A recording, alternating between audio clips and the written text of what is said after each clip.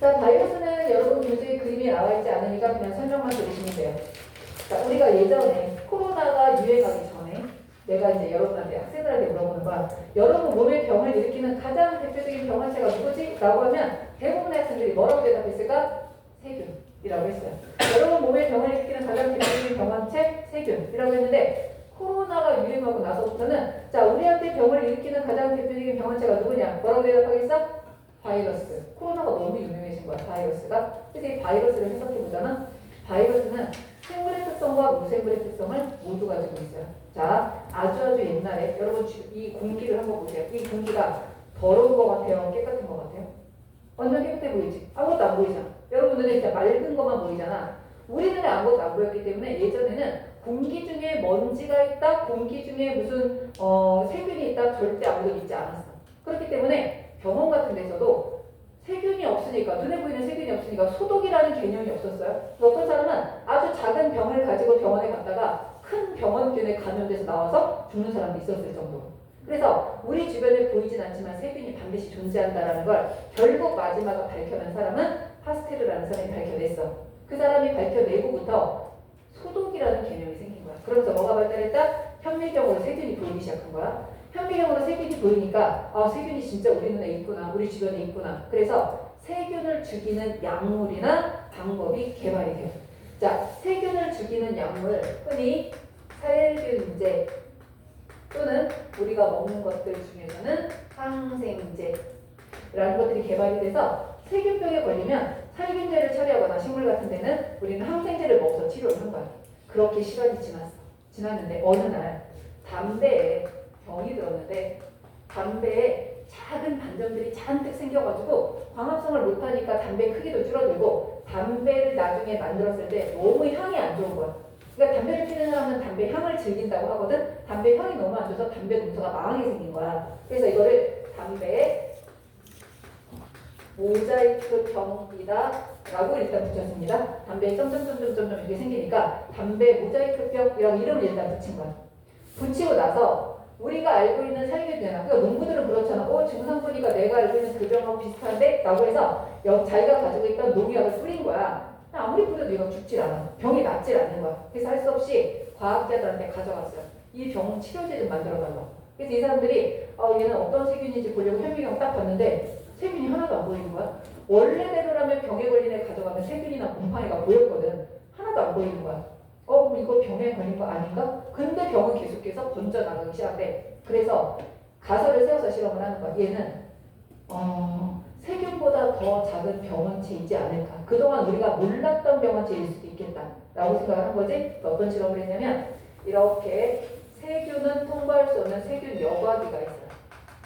세균 여과기는 너무너무 틈이 작아서 세균도 통과를 못하는 거야. 여기다가 이거를 다른 병에다 이렇게 연결을 해요. 자, 그리고 세균 여과기를 있는 곳에 병이 든 담배즙을 짜서 놔. 근데 이 세균 여과기가 너무 틈이 작아서 그냥 여기다가 담배 여과즙을 넣잖아? 밑으로 물이 떨어지지가 않아. 여기가 너무 틈이 작으니까. 그래서 여기를 진공 펌프를 연결해서 공기를 다 빼내. 여기는 공기를 다 빼내니까 여기에 음압이 생기잖아. 그죠? 압력이 너무 떨어지지? 얘를 쭉쭉 빨아들여서 여기로 한 방울, 두 방울 떨어져서 여기 고인 거야. 자, 이걸 세균 여과기 통과시켰다고 해요. 그러면 여기에는 세균은 있어? 없어? 세균은 없지. 그러면 얘를 담배잎에 묻혔을 때 병에 걸리는지 안 걸리는지 확인한 거야. 무슨 말인지 알겠지? 이게 병에 걸리면 세균보다 더 작은 병원체가 출현한 거고 병에 안 걸리면 세균 때문인 거니까 다시 한번 연구를 해야 되는 거야. 자, 그래서 얘를 병원체에 묻혔더니 병에 걸렸어. 그러면 이거는 세균보다 더 작은 병원체인 거잖아. 근데 그때만 하더라도 가장 유명한 학자들은 다 세균학자였어. 세균학자들이 평생 동안 세균을 연구해서 자기 업적을 가지고 유명해졌는데 갑자기 세균이 아닌 다른 병원체가 출현하면 이제 그쪽으로 학문의 유행이 올라가 버리니까 그게 너무 싫은 거야. 그래서 이 연구를 한 사람도 사실은 왜 한 거냐면 세균보다 더 작은 병원체는 없다라는 걸 확인하려고 사실은 실험을 한 거야. 얘를 묻혔을 때 병이 안 걸리는 걸 확인하려고 한 거였는데 자기 생각과는 다르게 병이 걸려버린 거잖아. 이거 좀 아닌데 싶어서 이번에는 이렇게 결론을 낸 거야. 분명히 세균은 통과하지 못하지만 세균이 만들어낸 독성 물질은 통과할 수 있으니까 세균이 만들어낸 독이 통과해서 이 독 때문에 병에 걸렸다. 이렇게 주장을 한 거지. 그죠? 세균보다 더 작은 병원체는 없었으면 좋겠는 거니까. 그래서 그렇게 주장을 한 거야. 그래서 사람들이 이렇게 한 거지. 얘를 10배 이석을 하고 100배 이석하고 1000배 이석해서 묻혀보자. 얘가 진짜 독이면 10배 이석하면 병에 걸리겠지만 100배, 1000배 이석하면 농도가 너무 낮아지니까 병에 안 걸릴 수 있잖아. 독이기 때문에. 근데 10배 이석했더니 3일 만에 병에 걸렸어. 100배 이석했는데 결국 7일 만에 병에 걸리더래. 1000배 이석했더니 병에 안 걸릴 줄 알았더니 2주가 지나니까 결국 병에 걸렸다. 무슨 얘기냐면 10배 이석하고 100배 이석하고 1000배 이석할수록 희석했으니까 이 안에 병원체가 있었으면 점점 그 수가 줄어들었을 거 아니야. 그죠? 근데 얘가 결국은 번식하고 번식하고 번식해서 양이 늘어나서 병에 걸리게 한 거야. 결국 얘는 뭐야? 독성 성분이 아니라 병원체라 이게 밝혀졌는데 아무리 봐도 우리 눈에 안 보여. 그래서 이름을 뭐라고 붙였냐면 미지의 독성 물질이라고 이름을 붙였어요. 그 미지의 독성 물질이 바로 뭐가 됐던 거야? 바이러스라는 이름이 된 거예요. 바이러스라는 이름의 뜻이 어원이 미지의 독성 물질이었는데 나중에 전자현미경이 개발되고 나서 처음으로 얘를 본 거예요. 그 전까지는 눈에 안 보였는데 전자현미경이 개발되고 얘를 처음으로 봤더니 살아있는 생명체처럼 생긴 게 아니라 눈 결정, 소금 결정, 설탕 결정처럼 딱 정해진 구체 모양으로 생긴 거야. 그래서 얘를 연구를 해봅니다. 바이러스는 핵산과 단백질 딱 두 가지 성분으로만 되어 있는 결정체예요. 결정체라는 거는 분자들이 규칙적인 배열로 연결되어 있는 거야. 살아있는 세포는 절대로 결정 구조를 가질 수가 없어요. 무슨 말인지 알지? 그래서 자 바이러스가 어떻게 생겼는지 이제 알아냈는데 바이러스는 생물이 아니었던 거야. 자 얘가 생물이 아니라 무생물이 됩니다. 그럼 여러분 알아야 되겠지? 얘가 무생물인 이유가 뭐냐를 알아야 되는 거야. 자 무생물인 첫 번째 이유 뭘까요? 무슨 구조가 아니었던 거야? 그렇지 얘는 세포 구조가 아니었던 거야. 아 나도 이거 세포 구조라고 나 우겨. 나 결정체인데 나 세포 구조예요 라고 우기면 뭐부터 확인하자? 인지제로 되어 있는 세포막이 있나 없나 확인하자. 근데 그게 없었거든? 얘는 일단 세포 구조가 아니라서 무생물이야. 두 번째, 살아있는 생명체라면 효소를 가지고 스스로 물질 대사를 할 수 있어야 되는데 얘는 뭐가 없어? 자신만의 효소가 없어서 스스로는 물질 대사를 할 수가 없는 거야. 그러니까 생명체라고 할 수가 없지. 맞죠? 그럼 생명체가 아니면 생명체가 아니지. 왜 생물체와 무생물의 중간이라고 하느냐? 얘가 갑자기 생물처럼 행동할 때가 있어. 근데 중요한 거 절대로 혼자 있을 때는 생물처럼 행동을 못해. 얘는 언제만 생물처럼 행동하냐면 다른 세포 안으로 침입하는 순간 갑자기 생물체가 돼버려. 자 그럼 보세요. 얘를 생물체의 특성을 가지게 되는 경우는 다른 세포, 이걸 뭐라고 하지? 숙주 세포 내에 들어갔을 때만 가능한 거야. 그러면 얘가 생물 특성 가지는 것 중에 하나는 아까까지 물질 대사 못했잖아. 갑자기 못하던 물질 대사가 가능해집니다. 분명히 아까는 효소가 없었어. 그래서 스스로 물질 대사를 못했단 말이야. 근데 갑자기 물질 대사를 하게 된 거야. 그러면 얘가 물질 대사를 하게 된 이유가 뭘까? 자기가 침입한 숙주 있지? 그 효소를 지 것처럼 쓰는 거야. 숙주의 효소를 이용하는 거죠. 숙주의 효소를 이용해서 마치 자기 것처럼 쓰는 거야. 두 번째, 아까 말했잖아. 수가 늘어난다 그랬지? 증식이 가능한 거야. 살아있는 생명체처럼. 우리 아까 뭐 있었어요? 생식과 유전 이렇게 있었잖아. 증식이 가능한 거야.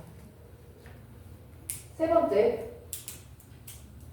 우리가 독감 예방주사 맞았는데 그 다음에 다시 또 독감 예방주사 맞잖아요. 그러면 이유는 얘가 뭐가 일어나기 때문에 돌연변이가 일어나서 자꾸 바뀌기 때문이잖아. 돌연변이가 일어났다, 바뀌었다는 뭐를 의미하는 거야? 진화를 의미하는 거죠.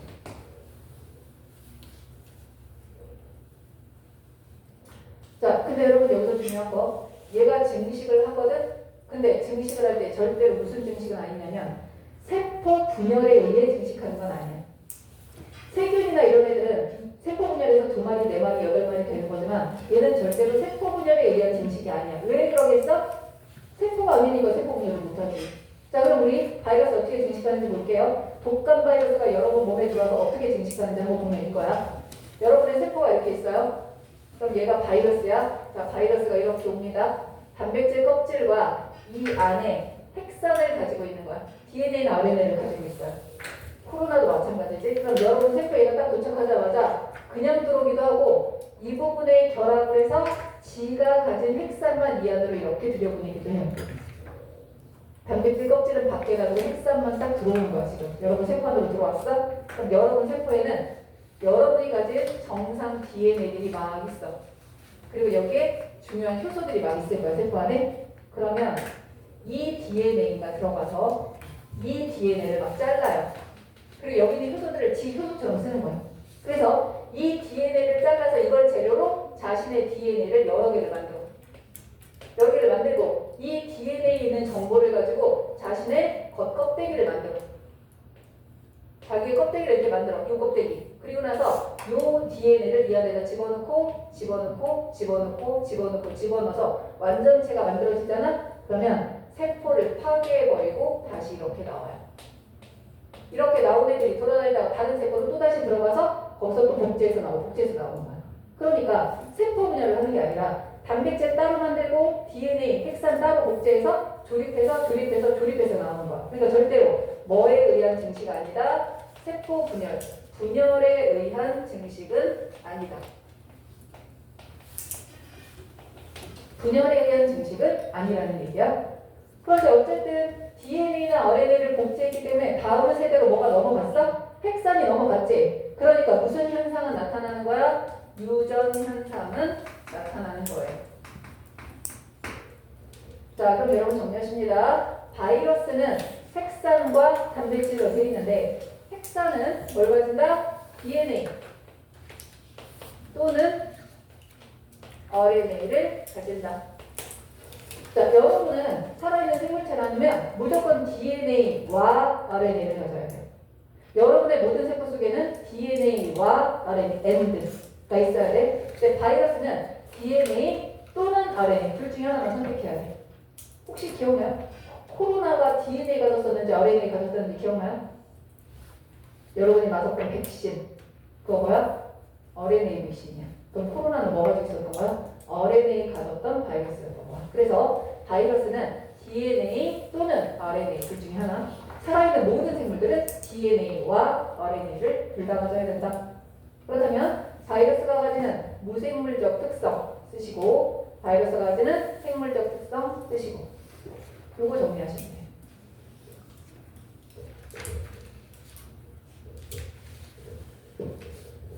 여기 6페이지에다 해도 되고 7페이지에다 해도 되고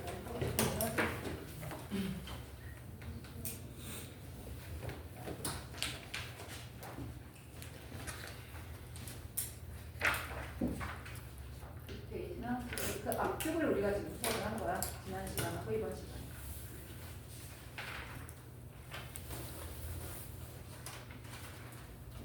자, 쉬고 싶어? 우리 자꾸 쉬기로 쳐서 쉬고 싶구나. 자, 정리하시고 우리 조금만 쉬었다 할게요.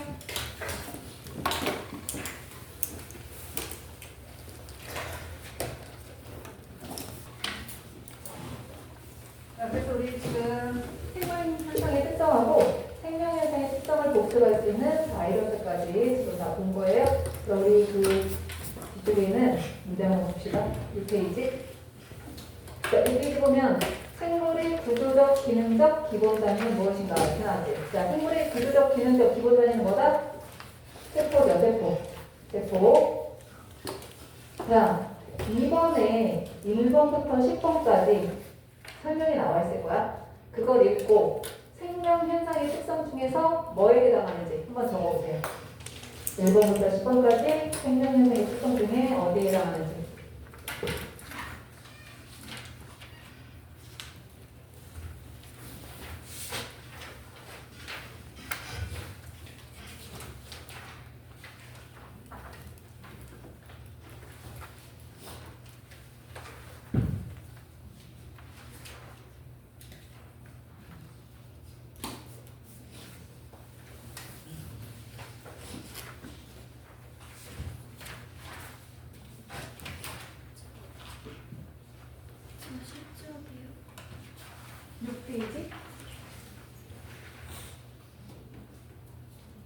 아래쪽에 있는.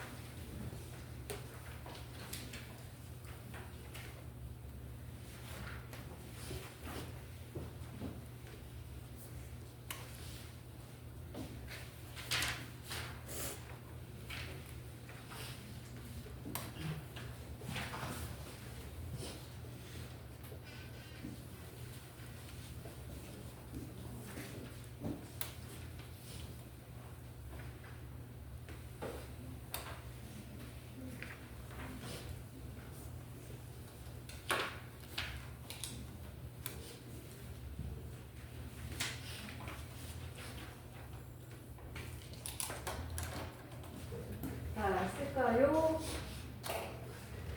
자, 봅니다. 자, 여러분이 같이 대답해보세요. 수정란이 완전한 개체로 되는 모든 과정.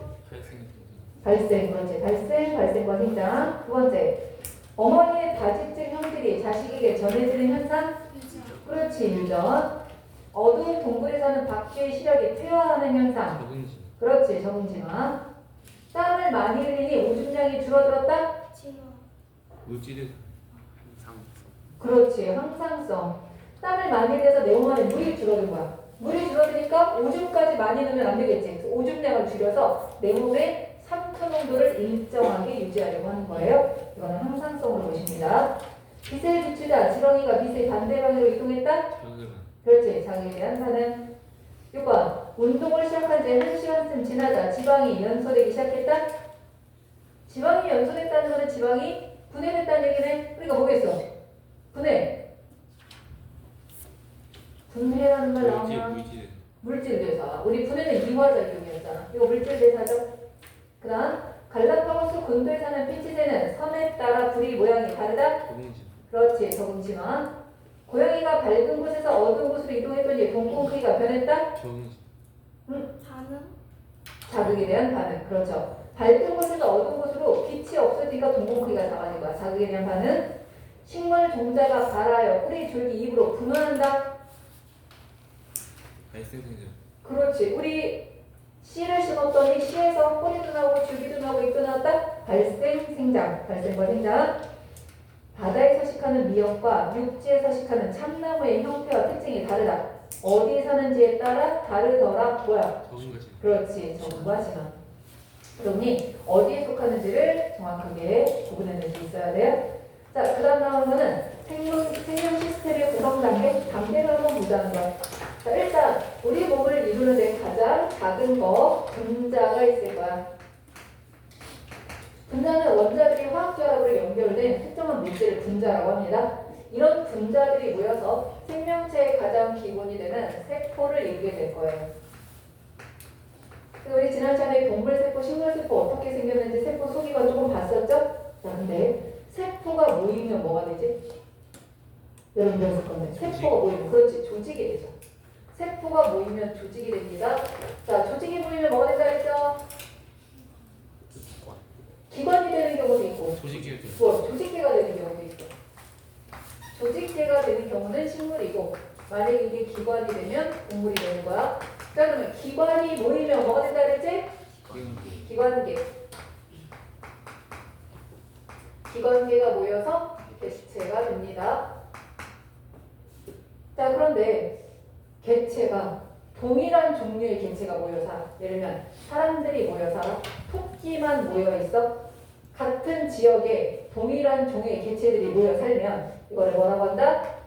개체군이라고 불러요. 개체군은 동일한 지역에 살고 있는 동일한 종의 모임. 동종 개체의 모임. 같은 종만 있어야 돼, 개체군에는. 다른 종은 섞이면 안 돼요. 근데 살다 보면 어떻게 그렇게 사라지나? 아니지. 여기에는 세균들이 살고, 여기는 꽃이 살고, 여기는 토끼가 살고, 사자도 살고, 여러 같이 살게 되잖아. 그러면 서로 다른 종이 모여서 살고 있다라고 하면 그거는 군집이라는 단어가 있어요. 군집. 군집은 서로 다른 이종 개체의 모임. 이종 개체의 모임이 되는 거예요. 서로 다른 종들이 모여 사는 게 이종 개체인데 어쨌든 이거 개체잖아. 생물이잖아. 군집은 어쨌든 생물적인 요소가 다 들어있는 거야.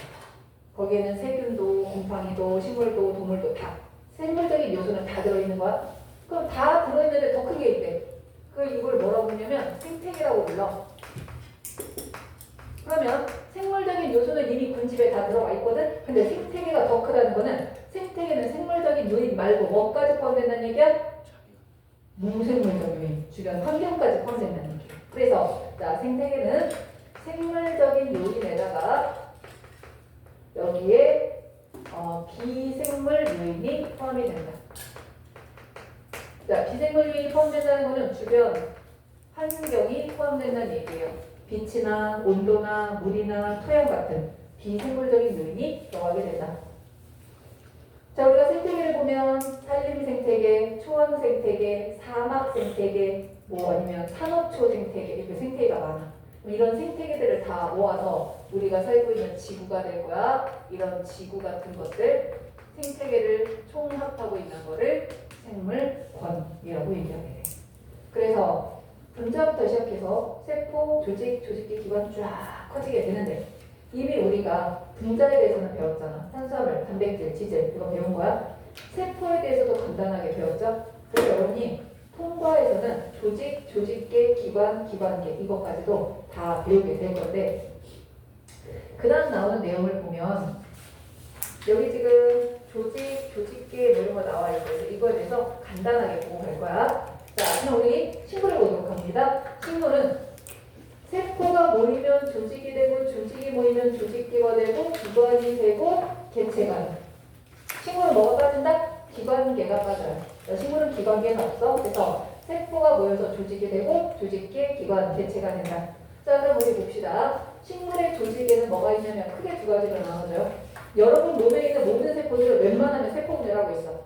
근데 식물은 세포 분열하는 부분이 정해져 있어. 일부분에서만 분열을 하는 거야. 그래서 분열을 하는 조직을 분열 조직. 더 이상 분열하지 않고 뭔가 기능을 수행하는 조직은 영구 조직이라고 얘기해요.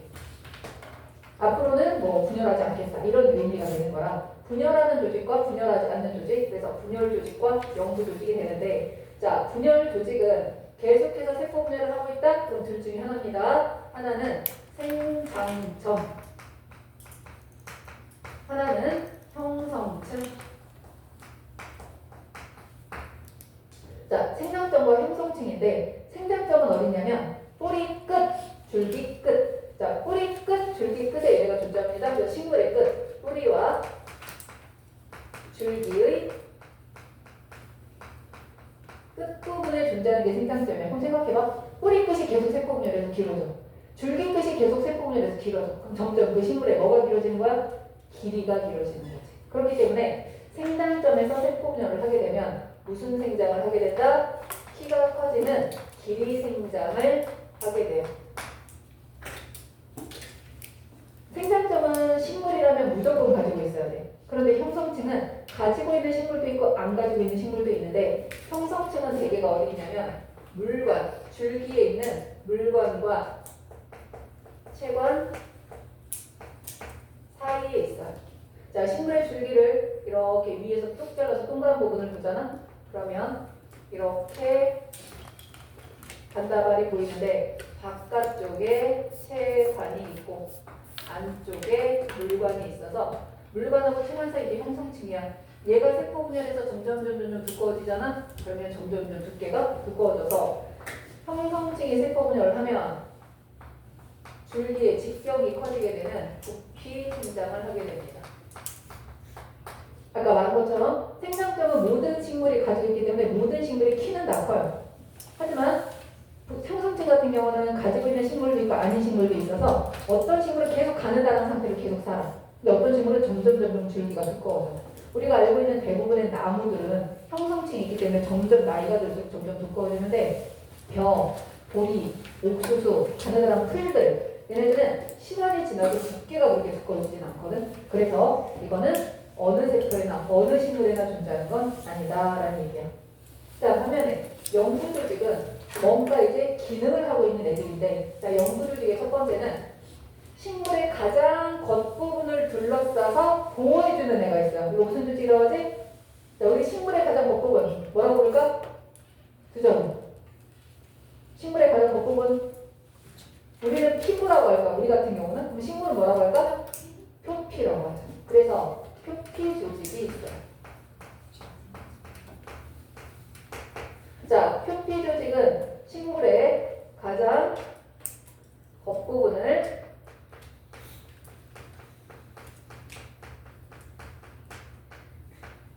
한 층으로 덮고 있는 조직. 식물의 가장 겉부분을 딱 한 층으로 덮고 있는 조직이에요. 표피 조직이 이래서 식물의 표피를, 그 식물의 내부를 보호하고 있는 역할을 합니다. 자, 그럼 두 번째. 여러분, 식물과 동물의 가장 큰 차이점을 딱 하나만, 가장 중요한 거를 골라서 딱 하나만 얘기해봐. 광합성. 그렇지. 광합성을 하느냐 안 하느냐 그 차이야. 그러면 식물이 하는 일 중에 가장 중요한 건 뭐겠어? 광합성 하는 거거든. 그래서 얘가 가지고 있는 대부분을 차지하는 조직을 유조직이라고 부르는데, 자, 유조직은 식물 조직 중에 가장 많은 부분, 대부분을 차지합니다.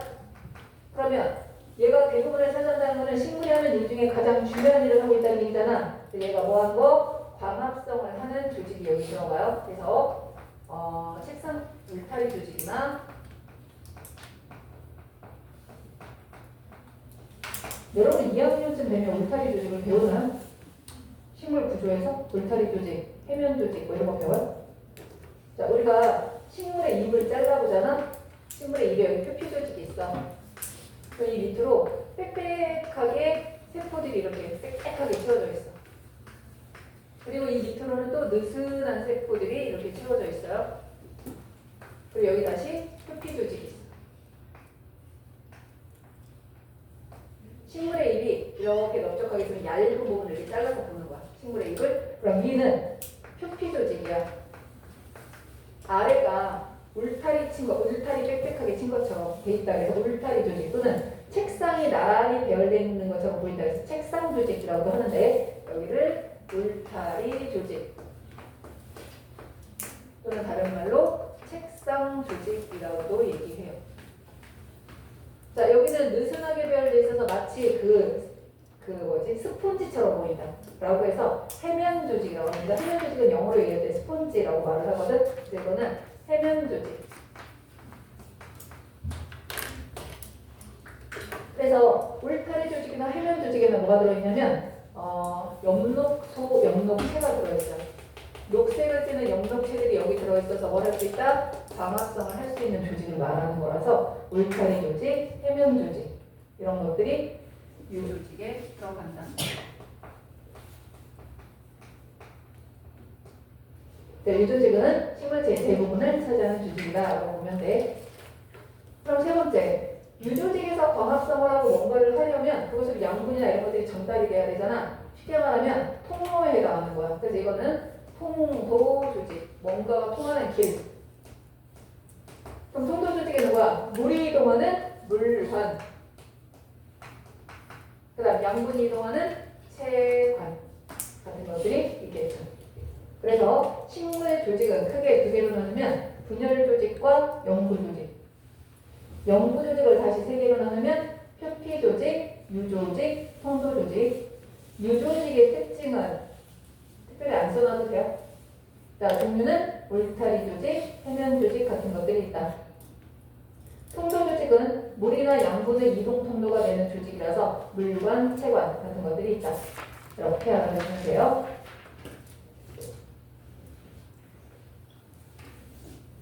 그래서 식물의 잎을 이제 딱 잘라보잖아.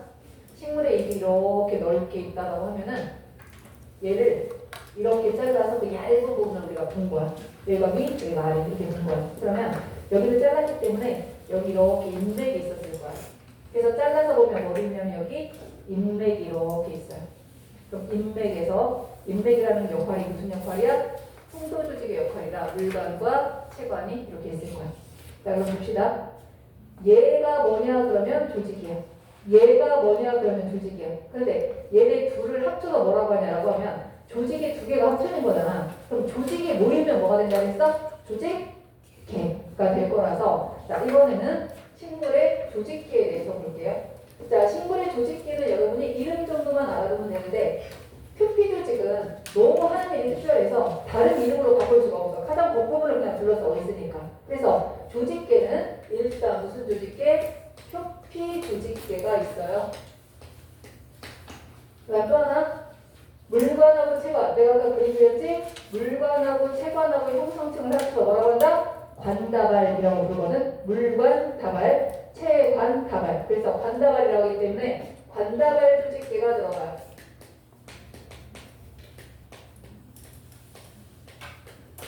자, 그럼 조직계는 표피 조직계와 물관, 체관, 형성층을 포함하는 관다발 조직계가 들어갔지? 그럼 나머지는 다 통틀어서 대부분 남은 걸 전부 다 합쳐서 기본 조직계라고 부르는 거야. 기본 조직계. 가장 겉부분을 둘러싸는 세트들은 표피 조직계, 물관, 체관, 형성층까지를 관다발 조직계. 그럼 나머지는 전부 다 기본 조직계. 이렇게 돼요. 자, 그럼 조직이 모이면 뭐가 된다? 기관이 된다. 자, 기관은 어떻게 생각하면 되냐면 우리가 해부도나 겉모습을 그려놓고 화살표로 딱 가르쳤을 때 대답할 수 있는 게 기관이에요. 사람의 해부도를 딱 보잖아? 그러면 눈, 코, 입, 귀, 심장, 간, 이자, 대장, 소장 이게 기관이에요. 그러면 동물은 그렇다 치고 식물을 생각해보자. 자, 식물을 이제 간단하게 이렇게 그려볼게요. 자, 그러면 이건 식물의 뭐죠? 뿌리. 이건 식물의 뭐죠? 잎. 이건 식물의 뭐지? 줄기. 이건 식물의 뭐지? 이게 뭐야? 받침대라. 아니 그냥 옷? 꽃. 이게 바로 기관이에요. 식물의 기관은 내가 딱 화살표로 가리켰을 때 대답할 수 있는 꽃, 뿌리, 줄기, 잎 이렇게 나눠지는데 식물의 기관은 두 개로 나누면 지가 살아가기 위해서 식물이 살아가기 위해서 필요한 기관은 영양기관이라고 얘기를 하고 자손을 번식시키기 위해서 필요한 기관은 당연히 생식기관이라고 합니다. 그러니까 식물의 기관은 영양기관과 생식기관으로 나눠지는데 물을 흡수해서 물을 전달해서 광합성을 하는 애들은 본인이 살아남기 위해서 필요한 거잖아. 그럼 영양기관에 뭐가 들어가? 뿌리, 줄기, 잎. 영양기관에는 뿌리와 줄기와 잎이 들어가는 거야. 반면에 생식기관은 꽃가루가 날아다니면서 막 수정하고 이래야 되잖아. 그렇기 때문에 생식기관에는 꽃과 결과로 만들어지는 열매는 생식기관이에요. 종자를 포함하고 있는 열매, 그 다음 그 열매를 만들어내는 꽃과 열매가 생식기관이다 라고 해서 영양기관에다 쓰세요. 뿌리, 줄기, 잎. 생식기관은 꽃과 열매 이렇게 쓰면 됩니다. 그래서 1번은 표피조직계, 조직계에서 2번은 관다발 조직계, 관다발 조직계 니은에다가 쓰세요. 물관, 체관, 형성층. 물관, 체관, 형성층. 관다발 조직계. 나머지 대부분을 차지하는 건 기본 조직계. 자, 그럼 우리 A, B, C, D, E가 세포, 조직, 조직계, 기관, 개체 중에 어디에 속하는지 한번 쭉 써보세요. A, B, C, D, E가 세포, 조직, 조직계, 기관, 개체 중에 어디에 속하는지.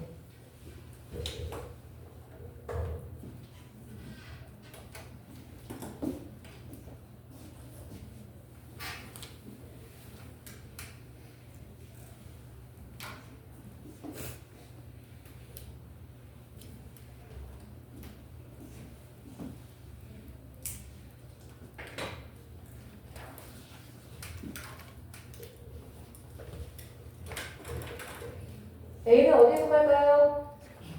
세포. B는 기관. C는 개체. D는 조직계. E가 조직. 오케이, 잘했어. 자, 그럼 이번에는 동물의 구성 단계 볼게요. 자, 동물의 구성 단계는 뭐가 빠지지?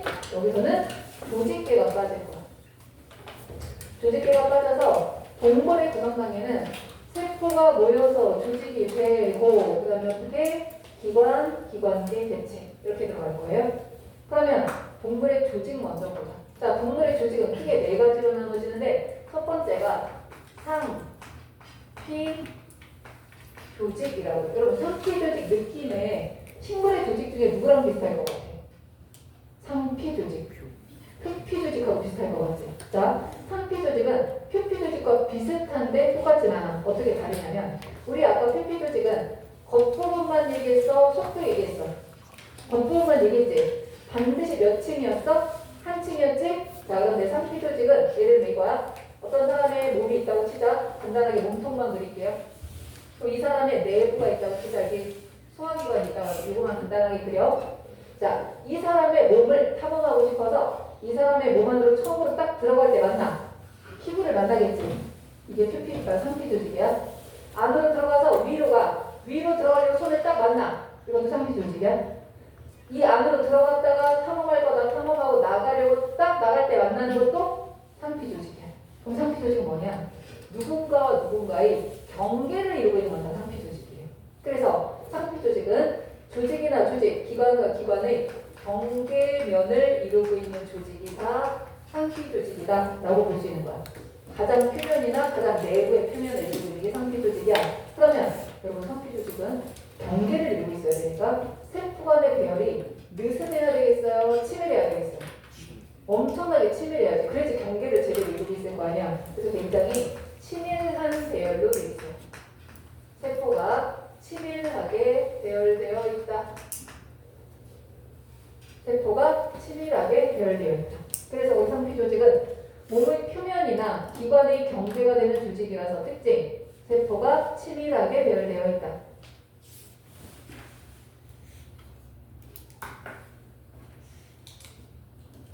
그래서 표피 조직이 가장 겉부분만 얘기한다면 상피 조직은 안에 있는 이런 경계면도 포함을 하는 거고, 또 하나 우리가 상피 조직에 속하는 게 뭐가 있냐면 여러분 손끝, 머리카락, 손톱 이런 게 상피 조직이라 뭔가 보호 기능을 가진 상피 조직이 있고요. 또 하나 빛이 여러분의 눈으로 들어가서 딱 맺히는 거. 어디에 맺혀? 망막이나. 그다음 냄새가 들어가서 여기 있는 표면에 맺히겠지? 맛이 들어가서 여러분 혀에 맺히겠지? 이런 거를 후각상피, 맛봉우리, 아니면 망막 이렇게 부르는데 이런 애들은 뭔가 감각을 느끼게 해주는 상피가 돼요. 그 다음 여러분 위 내면이 이렇게 있다고 하자. 여기서 위액을 만들어서 분비를 해서 소화를 시킬 거야. 그렇기 때문에 뭔가를 분비하는 분비 상피도 있어요. 뭔가를 만들어서 분비하는 분비 상피. 근데 소장의 융털 들어봤어요? 소장의 융털이 뭐하죠? 뭘 흡수하지? 양분 흡수하지. 그러니까 뭐야? 뭔가를 흡수하는 상피도 있어서 상피 조직의 기능은 보호, 감각, 분비, 흡수. 보호하는 상피도 있고요. 감각을 느끼는 상피도 있고 아니면 물질을 분비하는 상피도 있는 거야. 땀 같은 애들도 물질을 분비하잖아. 땀을 분비하잖아. 이런 것도 상피 조직이라고 볼 수 있어요. 준용을 썼어? 그래서 특징은 세포 간 배열이 치밀하고요. 기능에 따라 나누면 보호상피, 감각상피, 흡수상피, 분비상피 이런 것들을 볼 수 있다. 자, 상피 조직 나왔습니다. 그 다음 두 번째 조직은 근육 조직. 뭔가를 움직이게 해주는 조직이 근육 조직이 되겠지. 자, 그럼 근육 조직은 크게 세 가지로 나누면 뼈에 붙어 있는 근육은 골격근. 뼈에 붙어 있는 근육은 골격근. 여러분 심장을 뛰게 해주는 근육은 심장근. 여러분의 소장, 혈관 이런 것들을 이루는 근육은 청활근이라고 불러요. 내장근 이거는 청활근. 이는 내장근. 왜 내장근이라고 되어 있죠? 자, 내장근. 심장을 제외한 내장을 이루고 있는 근육을 말하는 거예요. 평활근 안 써도 돼요. 내장근만 써 있으면 돼요. 자, 그럼 골격근하고 얘네들을 나누는 기준이 뭐냐? 자, 골격근은 자, 여러분 뼈에 붙어 있는 근육이야. 여러분 마음대로 움직일 수 있을까요? 없을까요? 골격근. 자, 여러분 팔 들어보세요. 마음대로 되네. 마음대로 되죠? 자, 마음대로 되는 근육. 거기 어디다 쓰는 거야? 조절 여부에다 쓰는 거야. 내 마음대로 조절이 되면 수의근이라고 하는 거야. 내 마음대로 조절이 돼. 의지대로 움직일 수 있어. 그럼 수의근이야. 근데 심장근 내 마음대로 뛸 수 있어요? 빨리 뛰게 할 수 있어요? 내 마음대로는 안 되잖아. 그러니까 이것도 내 마음대로 되지 않아. 불수의근이야. 당연히 내장도 내 마음대로 안 되지. 이것도 불수의근이야. 그래서 내 마음대로 조절되는지에 따라 나누면 골격근은 내 마음대로 조절이 되지만 나머지 둘은 내 마음대로 조절이 안 돼. 근데 골격근 세포 하나, 심장근 세포 하나를 뽑아서 보잖아. 골격근 세포가 이렇게 길게 생겼어. 근데 보면 어두운 부분, 밝은 부분, 어두운 부분, 밝은 부분, 어두운 부분, 밝은 부분이 계속 보여. 옆으로 줄뭉져 있는 것처럼 보이는 거야. 그래서 이거를 줄무늬, 가로무늬, 세로무늬 하다가 이름을 붙였어. 약속을 뭐라고 했냐면 가로무늬라고 이름을 부르기로 한 거야. 그래서 골격근 무늬가 가로무늬를 가지고 있는 가로무늬 근이에요. 근데 심장근도 이게 보여. 근데 얘도 가로무늬 근이에요. 가로무늬 근. 근데 내장근은 아무 무늬가 없어. 여러분 우리 뭔가가 없을 때 앞에다 무슨 자 붙이지? 무 또는 자 소매 없는 옷 민소매 집 없는 달팽이 민달팽이 이렇게 얘기하잖아. 그래서 이거는 민무늬근이라고 얘기해. 그래서 심장근은 모양에 따라하면 골격근 쪽이야. 조절 여부로 따지면 내장근 쪽이야. 그래서 얘를 그냥 빼내서 가운데다 쓴 거예요. 심장근이 다 내장근하고 똑같으면 그냥 내장근에 포함시킬 텐데 요거 때문에 따로 떨어져 나온다라고 생각하면 돼요. 그래서 두 번째 조직은 근육 조직. 신경 조직은 흔히 뉴런이라고 부르는 세포라서 자극 이동에 관여한다라고 생각하면 돼. 자, 여러분 우리 조직 지금 3개 나왔습니다. 잘 들어보세요. 내 겉표면과 속표면을 이루는 상피 조직. 그 다음에 근육 조직, 신경 조직. 자, 그럼 여러분 몸에서 겉껍질, 속껍질 없애버리고 신경 없애버리고 뽑아서 없애버리고 근육 다 없애버렸어. 여러분 몸에는 뭐가 남아있을까요? 장기에도 겉껍질, 속껍질, 근육 다 빼버렸어. 뭐가 남을까요? 뇌에도 자 꼭대기 다 벗겨냈어. 신경 뽑아냈어. 근육 다 없애버렸어. 뼈는 남겠지. 또 뭐 남을 것 같아? 피.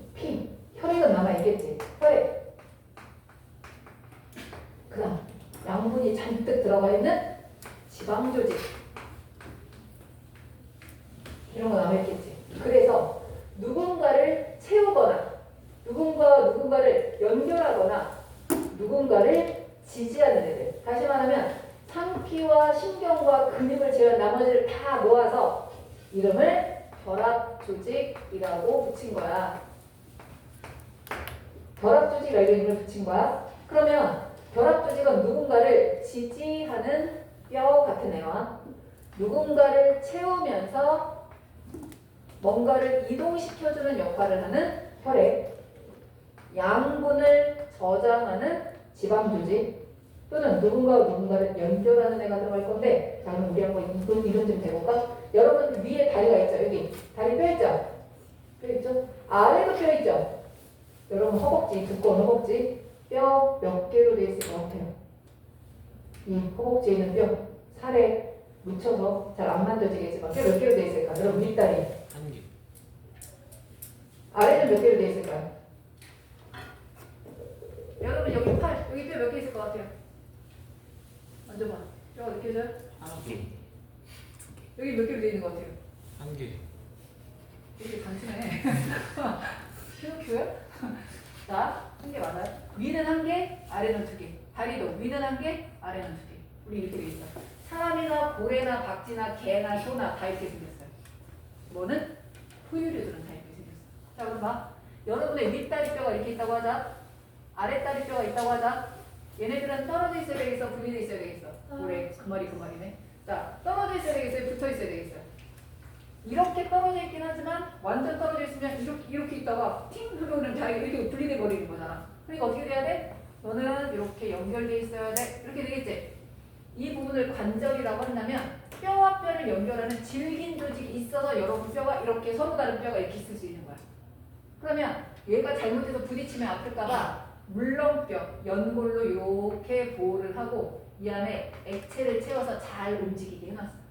그럼 마지막 뼈와 뼈를 연결하는 이 질긴 조직 뭐라고 할까요? 근육. 네. 근육은 얘를 잡아당기는 조직이 이렇게. 자, 힌트를 줄게요. 여러분이 운동하다가 잘 늘어나는 거야. 인대. 그렇지. 잘 많이 늘어나 봤나? 인대. 자, 인대는 누구를 연결한다? 뼈와 뼈를 연결하는 조직을 인대라고 해요.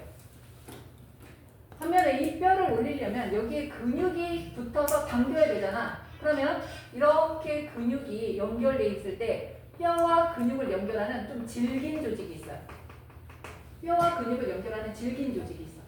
짧기도 하고 엄청 길기도 해요. 근육이 여기까지 이렇게 가면 엄청 길어지기도 한데 얘가 굉장히 질겨. 딱딱하진 않아. 약간 움직이기도 하는데 질긴 조직이야. 이거 뭐라고 할까? 뼈와 근육을 연결하는 조직.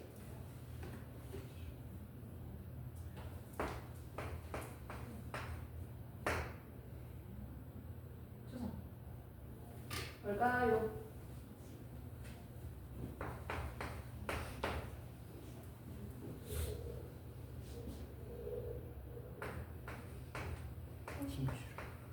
힘줄. 힘줄이란 말 들어봤죠? 힘줄은 뼈와 근육을 연결하는 거야. 그래서 이거를 한자로 말하면 아킬레스 건 할 때 그 건자가 힘줄을 말하는 거라. 힘줄은 누구하고 누굴 연결한다? 뼈와 근육을 연결한다. 그래서 힘줄, 인대, 지방, 혈액, 뼈 이런 것들을 다 합해서 무슨 조직? 결합 조직이라고 얘기하는 거예요. 결합 조직의 예에다 적으세요. 혈액, 인대, 뼈, 지방 조직, 힘줄 같은 것들.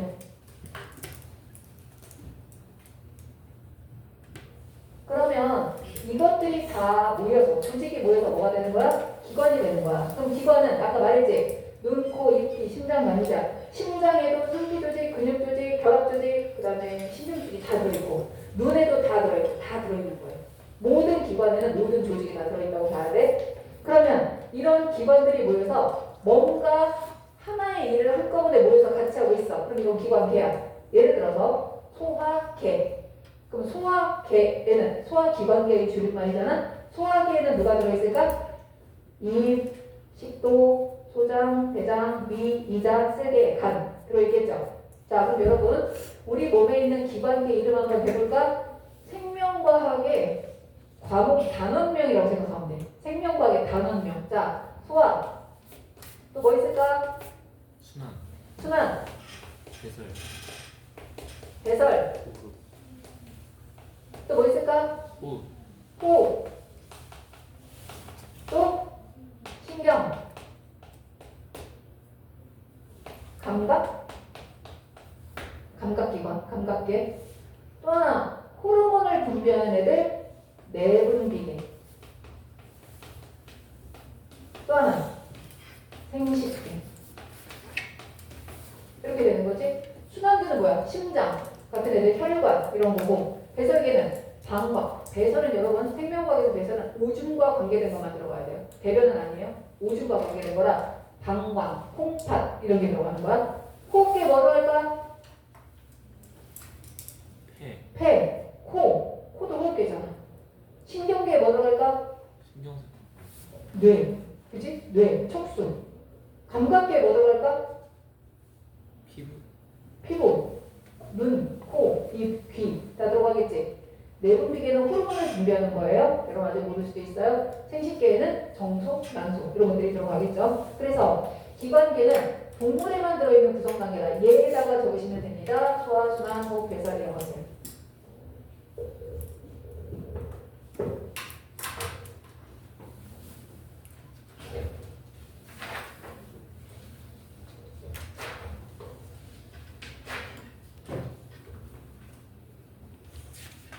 자, 그래서 우리 오늘